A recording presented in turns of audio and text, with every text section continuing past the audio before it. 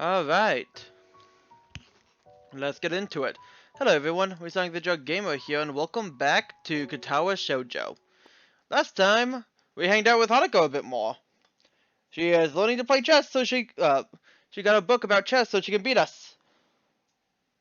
Anyways, I pulled my... Oh yeah, and also we had a sleepover, kind of. We had tea in Lily's room. But anyways, I put my door closed, ready for another day of classes. Sleep well. Kenji's sudden arrival makes me jump. I nearly avoided butting heads with him. I know he has poor eyesight, but he knows who I am now. Does he still have to stand this close? Oh yeah, like a baby. Damn, why do people say that? Have you ever heard a baby sleep? They scream all night, every night. Babies don't sleep well either, ever. Well, there goes my restful state. I have to remember to never use figures of speech with Kenji. Alright, I get your point. It was a figure of speech. Yeah, sure, whatever. Where were you last night? I had a favor to ask, but you weren't around. How did fire get me freaking tongue-tied? For a split second, I considered telling Kenji the truth, that I was spending time with Hanako and Lily. Thankfully, that split second passes as soon as it came. I was just out, checking the local area and stuff. You know, recon. Good man, good. I knew you were the type to plan ahead. Anyway, what's this favor you wanted? I was going to get some takeout, but I needed change. Wait, what? I gave you money last week and you still haven't paid me back. And I'm starting to think you were cool. Kenji fishes around in his pocket and produces his wallet. And he counts out the 400 he owes me, and I can clearly see at least two 10,000 yen notes. What the hell? Why are you putting money off of me if you got that much cash? Kenji hits a little, realizing that he's been had. Get off my case, man! It's bad luck to break a big note for anything less than half its value. It's the tycoon's rule. Last night's dinner is going to cost me 7 years of bad luck. 7 years! Don't you think that's enough to help someone out? I get a shorter sentence if I just stole the stuff. My common sense screams at me to say something to him, but thankfully I restrain myself. I think at this point like this with Kenji will just lead to further and more complicated discussions. Yeah, I guess you're right. Maybe you should plan these things a little better. Yeah, man, I know, but I just got so much to do. It's hard. And you're never around anymore, so I'm on my own. We're supposed to be brothers and brotherhood, remember? Yeah, I get you. Global conspiracy and such. I'll keep my ear to the ground. Kenji is close enough for me to get a whiff of his garlic-tainted breath. You'd better, man. You're already spending less time here. That's the first thing they do. They'll try to split us up, divide and conquer. Sun Tzu said that, and he knows a little more about fighting than you do, pal, because he invented it. And then he perfected it so that no man can best him in the ring of honor. Roger that. Now I've got to get going. I got classes. You coming? Nah, I'm tired. I stayed up all night just to make sure nothing was going to happen after splitting that note. As rational as ever, I see. Whatever. Night. Kenji scurries back to his room, and I hear him throwing his locks as I walk down the hallway. That is why some people can't roll their tongue, or why their second toe is longer than their big toe. Can I know why people can't roll their tongue? I am curious on this discussion suddenly. Muto beams a half-moon smile at us, obviously proud of explanation of recessive genes. However, no matter how impressed he is at the science that defines who we are, the classroom seems reduced to a stump hole. Why is it that a bad explanation can make even the most interesting things seem worthless? I can see Muto deflate as he realizes that nothing he said in the past half hour has sunk in. Whispered conversations start to break the silence, and like an avalanche, the noise level in the class starts to rise. Defeated, Muto identifies some questions from the textbook and starts to clearing off the blackboard. As if expected, Hanako packs up her things and leaves as soon as people start talking and laughing among themselves. Another shock of seeing someone play so blatantly chant has started to fade, but it doesn't stop me from wondering. Should it be because she doesn't want people to speak to her, or is it just the thought of people around her shouting her peace? Before I can think about the topic any further, the lunch bells ring. I'm not sure she was simply taking the opportunity to leave early. The usual clamor of students exchanging books for lunch reverberates around the room, and while Misha is distracted, I grab my lunch and head out the door. Lily already sits in the tea room, setting out her lunch alone. So, Hanako's not here then? Oh, Hisao. How are you? I haven't met Hanako since this morning, I'm afraid. That's right, Hanako and Lily live next to each other. Somehow I think the morning conversations are slightly more grounded than Kenji's ramblings. That's strange. She left class early, so I figured that she'd come here. So, she's still leaving class early? Huh? Yeah, I've seen her do it a few times. Lily drops her head a little, and her tone of voice is notably depressed. It's very reminiscent of someone who is used to hearing bad news. I was so sure that she stopped doing that once you two became friends. Everyone has their own pace, I suppose. Well, I was wondering about that just today. Why exactly does she leave? I'm not entirely sure myself. I personally think it's because she doesn't want to be put in a situation where she has to answer someone. A flashback of my first meeting with her, when I thought she looked like a cornered animal. Maybe I wasn't too far from the truth. But she seemed fine with talking to you, and with me, a bit. It's a little more complex than that. I imagine that is the first thing most people ask her about is her scars and what happened. She rarely talks about it with me, but I can tell that she doesn't like to remember whatever happened back then. Leaving class and running away from discussions is her preemptive strike, if you will. Huh. So then how does that explain her talking to me? Well, how does that explain her talking to me? You said it yourself, yesterday at breakfast. You tried to ignore her scars. Once she saw that you weren't going to ask her about it, she opened herself up to you. Huh, I guess you're right. Maybe. I don't know. You know her better than I, so I'll take your word for it. I wouldn't worry about that. I'm sure you'll come to know her as well as I do soon enough. I welcome the prospect of her having a new friend, and the two of you have such similar interests. Well, I hardly count reading as a team sport. It is good to have company, though. That is my point. Hanako is still an average person at heart. She also wants companies at times like that. Huh, I see. To be honest, both of you still confuse me a little. That's only natural, Hisao. We've only known each other for a little while.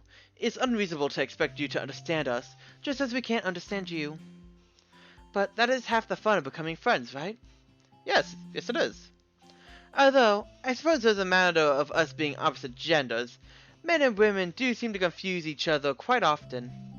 She said with a slight giggle, finding amusement at the odd little details of life. I hope you don't mind, but I'm going to start eating. No, go ahead. I think I'll eat something too. I got some books I wanted to drop back at the library before class starts, so I better get a move on.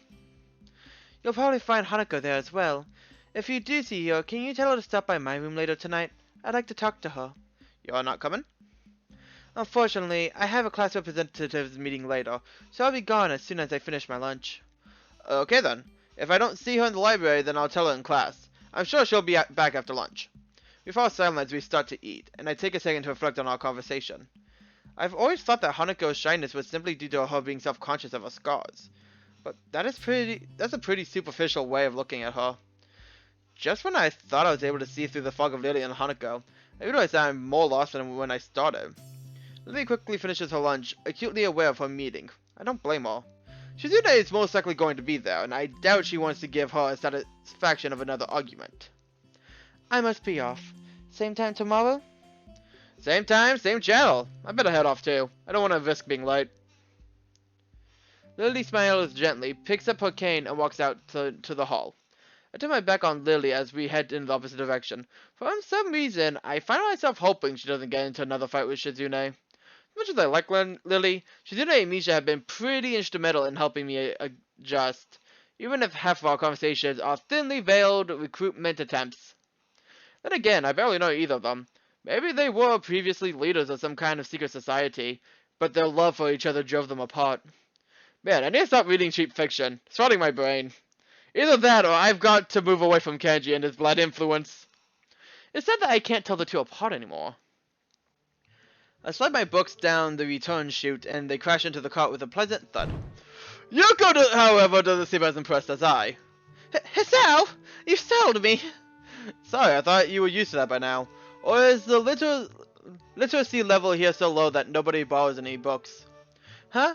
No, I think everyone here can read fine. Yeah, never mind. There are some battles you can never win. Trying to explain jokes is one of them. My dad taught me that the hard way. Say, Yuko, have you seen Hanako around? She left class early, but she wasn't in her usual hiding place. I think I saw her sneak in before lunch. Oh, but I'm not supposed to tell anyone that. I just told you that I saw her leave. No need to stress out. Oh, of course. She's probably in the back. Thanks. Got any new books in recently?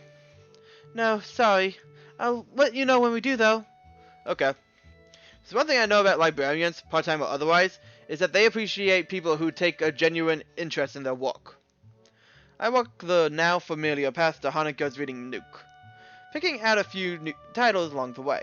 Sometimes I find it hard to discover a book that will interest me among the shelves.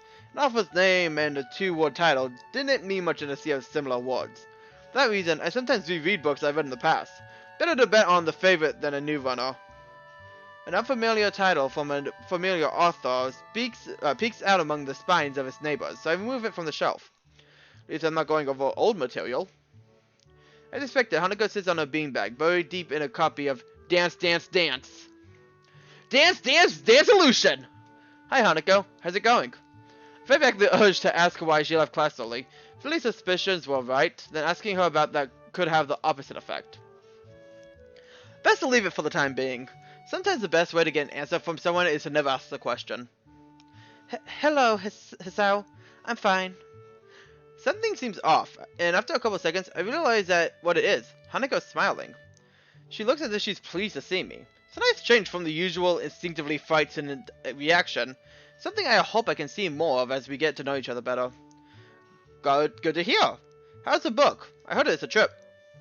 It's good, I think. I've only just started, so I don't really know. Fair enough. Let me know how it goes. I may borrow it once you're done. Sure. There's a good 15 minutes left in lunch. Not enough to really get into a book, but too much to stand around doing nothing. Hanako's already returned to her reading, so I doubt I'll get much conversation from her. Oh well, I better make myself comfortable. I slouch into a beanbag and crack open my book. The familiar style of the author leaps out in front of me from the very first line. As the sentences turn into paragraphs, I start to relax a little. No matter how I try, I can't seem to get myself into the atmosphere of the book. This is pretty due to the lack of time, but the more distracting factor is Hanako. Every 10 seconds or so, she peers over the top of her book. When our eyes meet, she quickly ducks behind the covers. I guess she did want to talk about something after all. What's up? You look like a prairie dog on lookout. It's nothing. I told you before, nothing means something when you say it like that. Hanako squirms a little in a beanbag, hoping that by changing her position, she'll find the word she's looking for. I was in an accident. Accident? Just now? Are you alright? Hanako shakes her head with her hair flowing around her shoulders in wisps of amethyst on a background of pale and dark flesh. No, when I was younger. Are we getting into her? Are we getting into a backstory? Realization crashes into me like a semi. When I was... Sorry, Hanako. You don't have to tell me anything if you don't want to. Again, she shakes her head. No, I have to tell you. When I was young, I was in a fire. My house burned down, and I nearly didn't make it. After that, I was alone. Hanako's eyes glisten in the dim light of the library, and I reach out to grasp her hand. So hey, Hanako, you don't have to keep going. But I have to. Why? What brought this on? Last night, Lily told me about your heart. And I didn't think it was fair. Fair? That I knew about you, but you didn't know about me. Squeeze Hanako's hand a little. Don't be silly. But yes, I have a heart condition. Then a little closer to Hanako. What I didn't tell Lily is that I had my first heart attack when a girl confessed to me. Smile a little break the tension. But really? Really. I haven't heard from her for a while though, so I guess it's all over. No, it's all over. There's no other way to interpret what happened the first time I saw her. In some ways, not having heard from her again has helped me move on from that period of my life. So now we both know a little more about each other. But you don't have to talk about things if you don't want to. In fact, I feel a little bad about even thinking about that whole incident. I can almost smell the hospital's disinfectant burning the back of my senses again. Imagine Hanako is going through the same thing now. When I was in the hospital, I went to the burn ward once, and only once. I was bored, so I went for a walk through all the wards. I went through oncology and thought I could take it, but when I got to the burn ward, I turned around and went back to my bed. I think that Hanako would have spent months in a place like that, smelling nothing but corrupted skin, strong disinfectant, and sterilized air. The really bad cases were kept in isolated pods that no foreign object could enter. That would have had meant no reading. I'd have gone insane if I didn't have my books in the hospital. She said she was alone. Did her parents die? I have to ask Lily about it. I can imagine myself saying something dumb unintentionally. Thank you, Hisao. I haven't told many people about this.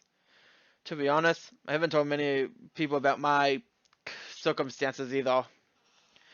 Then I won't tell anyone either. Deal. I changed my grip on Hanako's hand into a handshake as the warning bells chimed through the window. Well then, we better head back to class, eh? Sure. We're a bit closer! Are we in Act 3?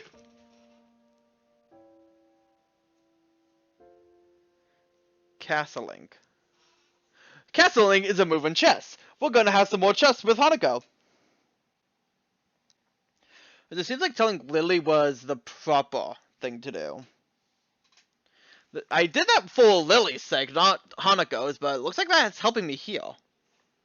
Because that's another memory you can show on now. The tint of the room slowly changes from the shine of the afternoon to the orange of dusk. A clock lazily ticks away the seconds, counting in the background on the verge of hearing. But no matter how long I wait, the outcome cannot be changed. The diminutive playing piece makes a small click against the board. Like a ward spring, Hanako makes her move only moments after mine.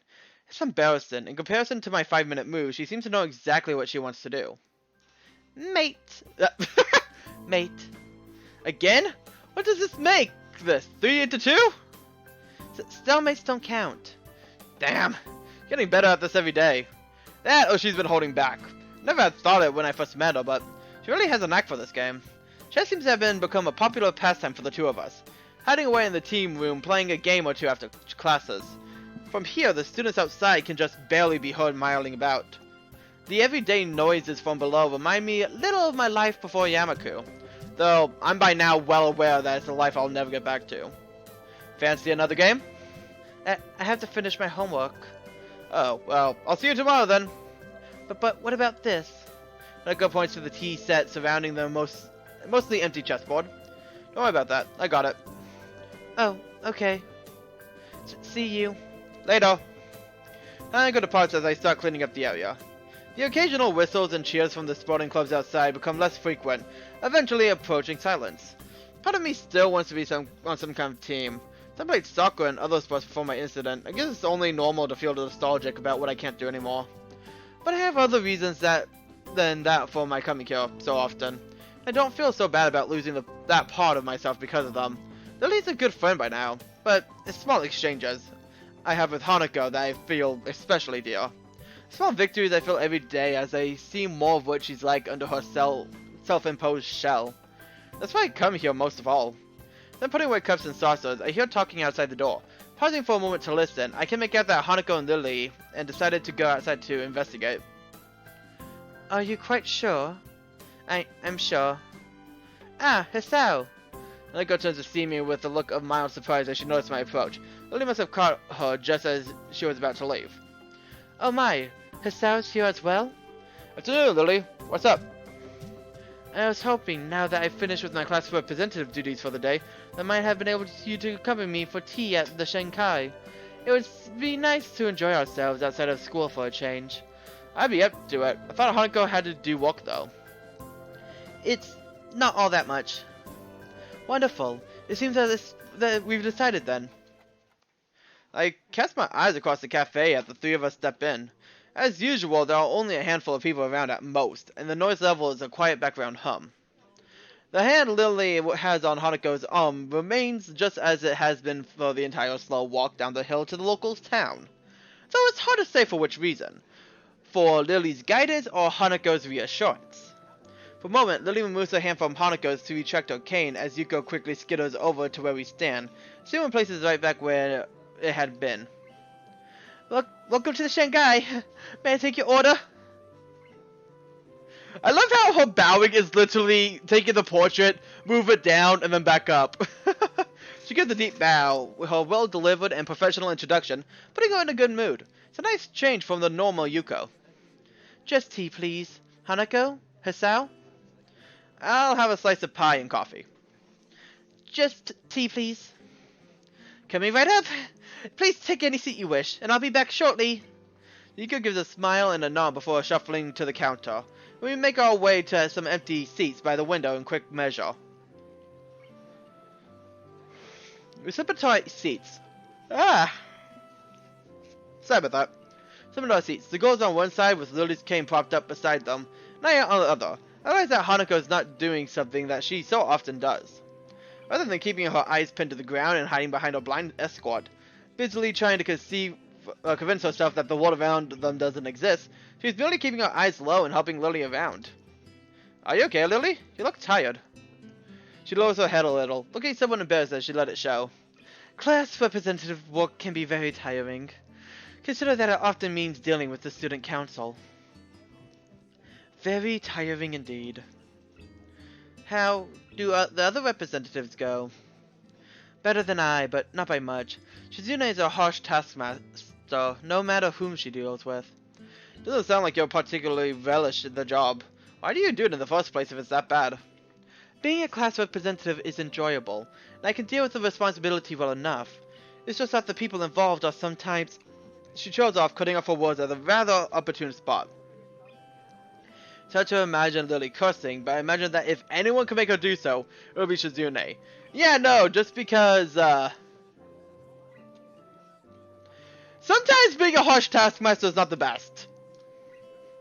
Hanako looks to be withering a bit in the light of such conflict, but before I can steer the topic away a little, she stands up. Hanako? I'll be back in a bit. With that, she leaves for the restrooms. I suppose that's one way to deal with the situation, if that was indeed her motivation. Lily, however, looks a little worried. Don't worry about it. I don't think it was you. But I think she's been getting stronger recently. You've seen it yourself, right? Well, that was a bit over. Fortunately, Lily doesn't look offended. But now I really shouldn't be so quite so scared of stepping on that landmine around her. Possibly. Sometimes I find it hard to tell, though. Silence reigns for a moment before 2 teacups, a pie, and a mug of steaming coffee appears in front of us. I notice that Yuko takes special care to place the teacup against the tip of Lily's fingers, letting her know where it is. Here you go. Thanks, Yuko. Thank you. With a quick and silent bow, the bespectacled waitress takes her leave. Ah, that's right. I was meaning to ask you something, and now would be the right time to do so. I'm all ears. Hanako's birthday is coming up, and I was hoping that you might accompany me for present shopping in the city this weekend. Hanako's birthday is soon? It's supposed to be a nice chance to cheer her up a bit. Like Yuko, she always seems to be teetering on the edge of either panic or depression. I've never seen her enjoy herself much outside of our chess games. All that aside, learning the layout of the city better with a friend keeping me company sounds like a good way to spend the weekend. Sure, I'll be happy to. Have you got any plans for what to do for her birthday? Party or anything? Hanako being Hanako, perhaps a low-key affair would be... Lily suddenly cuts herself short, leaving me to wonder why she brings her teacup to her lips and begins to sip. After a few seconds, I notice Hanako walking over to us over her shoulder. Lily's hearing must be very good indeed if it's the sound of the restroom door opening that tipped her off. Hanako takes her seat once again and wastes no time in drinking her tea. Soon the 3 of us are quietly eating and drinking as the sun sets. It's a nice way to spend the remainder of the day's light. It makes me appreciate the quiet and serene surroundings of Yamaku. I think I'm really beginning to take life here, as isolated as it may be. Oh, beginning to like life here, not take life. I finish off the rest of my coffee and rest the mug on the table while the girls talk between themselves. Coffee is still a little bitter for my tastes, but still quite good. Better than what I can make for myself in any case. The girls' discussion is mainly focused on their respective reading preferences, which does give me a little curiosity about a related topic. Hey Hanako, I was just wondering, aside from chess and reading, do you have any hobbies or things you like doing? She's completely stopped in her tracks, looking quite surprised that anybody would be interested in asking such a question about her. Takes a little time to formulate a response. I guess I like singing a little. I'm okay with computers as well, but I don't use them all that much. Singing is not exactly something I expected to hear. It's hard to imagine her singing voice given how soft-spoken she is. Lily, on the other hand, simply nods. She must already know all this, since she's been friends with Hanako for 1 year or so by now. But what about you? Me? She hesitates before quickly flicking her head up and down. It's not logical that she wanted me to talk about my hobbies after she told me hers. I must save because I feel like there's a choice coming up. There's chess, obviously, but also there was soccer as well. Though I can't really do that anymore. Reading, which I picked up in the hospital, this is surprisingly hard. Lily and Hanako took a little put off from the direction this is taking. The more I think about it, the more I am too. It sounds as if you picked up quite a few things since your accident. Lily's condor is coded with probably the most positive spin one could put on what I said. Hanako, however, is silent. If the situation becomes difficult, her reaction always seems to be withdrawing into silence. Not prevent things from getting worse, that or physically retreating. Oh! A soft ringing gives us pause as Lily reaches into her pocket. It becomes obvious that the sound's coming from her phone. Sorry. It's okay. Lily gives a quick nod before shuffling out of her seat. I really need to stop doing this late at night, and taking the call a little distance away to avoid disturbing the both of us. Must be nice to be popular. Hanako smiles, but doesn't take up the hook for further discussion. I end up just sitting back and closing my eyes, relaxing as best as I can. It's nice and peaceful here. I wonder what it'd be like to have grown up somewhere like this, rather than in the city. You come from the city? I think I found something she wants to talk about. Yeah, I guess I was a city kid through and through. It sounds like a lot changed. It did. I'm still not quite sure what to make of it all, though. It's a bit of a culture shock in more ways than one. You must have gone through something like this when you first arrived at Yamaku, right? I imagine most students would. Not really. Hanako gazes a little to the side, looking unwilling to go on. Told my head inquisitively, but a couple of seconds passed with no further answer. But can't we deal with that on Monday? Ah. The fallout has hardly settled from the last. Wait a minute. Deal with that Monday. The fallout has hardly settled from the last. Are you dealing with nuclear bombs or something? What do you have to do that has to deal with fallout? I understand. I'll try to talk her down. You know what she's like when she gets locked onto an idea. Yes, thank you. I'll talk to you later then. Goodbye. The conversation ends with the snap of her phone closing. Oh, so she has a flip phone. Well, yeah, because this is 2007. They didn't have smartphones back then. Okay, fair enough, I guess. Also, I'm quickly looking up Fallout definition because, yeah, no. If I recall, radioactive particles are carried into the atmosphere after a nuclear explosion or accident, and gradually fall back as dust or in precipitation.